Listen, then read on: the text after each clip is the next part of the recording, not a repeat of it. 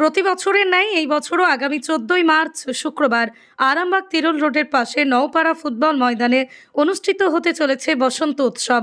হৃদমাঝারে বসন্ত সকল আরামবাগবাসী এই রঙের উৎসবে মেতে ওঠে। এই উৎসবে দোল অনুষ্ঠানের পাশাপাশি নাচ গানের ব্যবস্থা থাকবে, সঙ্গে থাকবে বিভিন্ন ব্র্যান্ডের সঙ্গীত পরিবেশন। এই রঙের উৎসবে সকলের অবাধ প্রবেশ।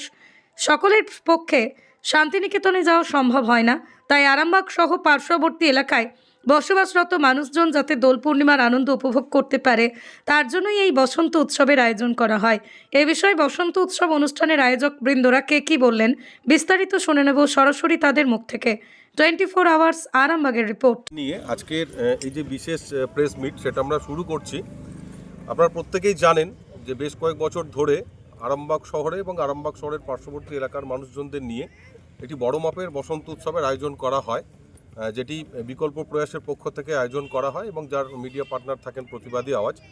তো সেই বসন্ত উৎসব হৃদমাজারে বসন্ত, যে বসন্ত উৎসবের শীর্ষক নাম আমাদের, তো সেই বসন্ত উৎসব এই বছর আমরা 2025 সালে আমরা আয়োজন করতে চলেছি এই নওপাড়া শীতলা মাতা ক্লাবের এই ফুটবল গ্রাউন্ডে।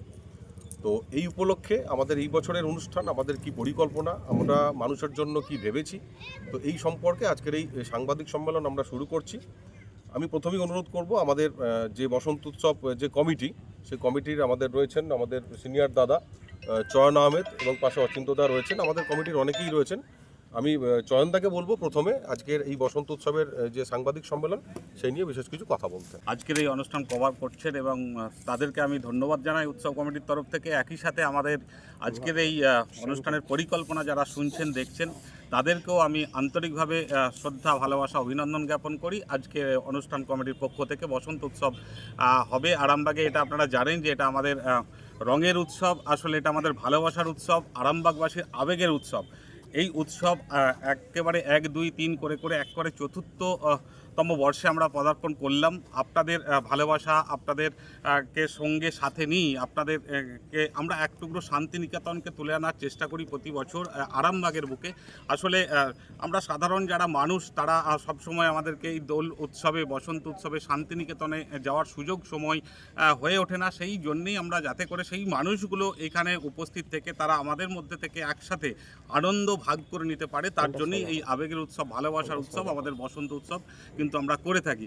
আমরা 4 বছরে, আমরা এবছর একদিনের করছি। আমরা বলে রাখি তার কারণ আমরা এই বসন্ত উৎসব বিগত বছরগুলোতে আমরা 3 দিন করে করতাম, কিন্তু এবছর যেহেতু আপনারা জানেন যে উচ্চ মাধ্যমিক পরীক্ষা চলছে, একই সাথে সিবিএসসি বোর্ডের পরীক্ষা সেগুলোও চলছে এবং বিভিন্ন ক্লাসের যে সরকারি যে বিদ্যালয়গুলো আছে আমাদের রাজ্যের, সেখানেও কিন্তু 11-এর তাদেরও টরীক্ষাগুলো সব চলছে। সব কিছু কথা মাথায় রেখে আমরা একদম একদিনের করছি, যাতে করে এই উৎসবকে আরও একটা মাত্রা দিতে পারি। আসলে জানেন যে 3 দিন হলে আরও একটু ভালো লাগতো, আরও বেশি আনন্দ আমরা সবাই মিলে করতে পারতাম, কিন্তু তবুও একদিন আমরা এই অনুষ্ঠান করব যাতে করে মানুষগুলো ভালোবাসার উৎসবে একদিনের জন্য হলেও সামিল হতে পারে। আপনারা জানেন যে আমরা বিভিন্ন এই উৎসবকে কেন্দ্র করে সারাদিন ব্যাপী একদম সকাল থেকে সন্ধ্যা পর্যন্ত বিভিন্ন রকম সাংস্কৃতিক যে অনুষ্ঠান, কালচারাল প্রোগ্রাম সেগুলো থাকে।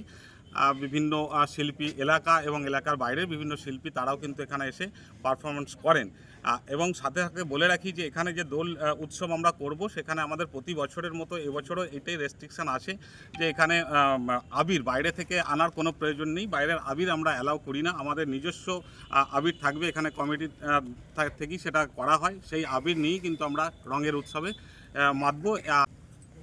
ঈদমাজারে বসন্তর যে উৎসব বসন্তকে নিয়ে করা হচ্ছে, সেই উৎসব এবছর 4র্থ বর্ষে পা দিয়েছে।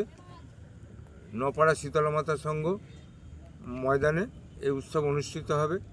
আপনাদেরকে অনুরোধ করব, আরামবাগবাসী বা আশপাশের গ্রাম মানুষকে, আপনারা উৎসবে আসুন, সামিল হন এবং আনন্দ উপভোগ করুন।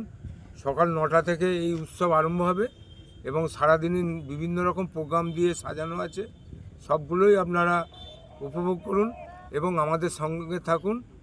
আশা করি আপনাদের ভালো লাগবে।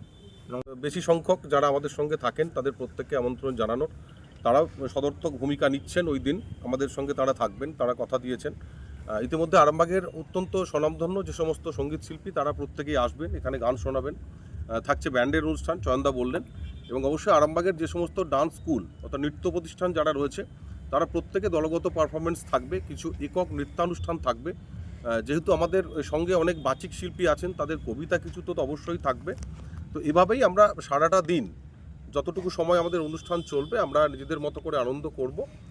আর এটাই বলবো যে যারা পাশাপাশি আছেন তাদের পথনির্দেশ সংক্রান্ত একটুখানি বলবো যে এবছর আমাদের যে প্রোগ্রামটি হচ্ছে সেটি হচ্ছে নপাড়া ফুটবল মাঠ।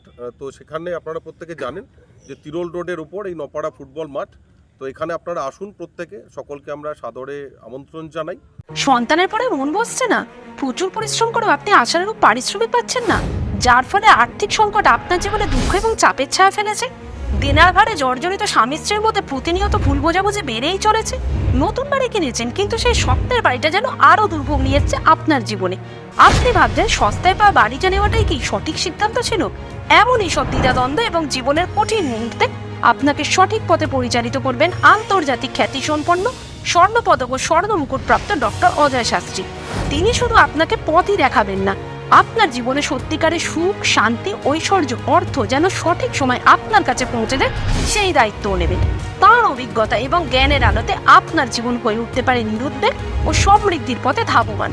তাই আর দেরি নয়, স্ক্রিনে দেওয়া নাম্বারে এখনই ফোন করে ডক্টর অজয় শাস্ত্রীর সাথে যোগাযোগ করুন।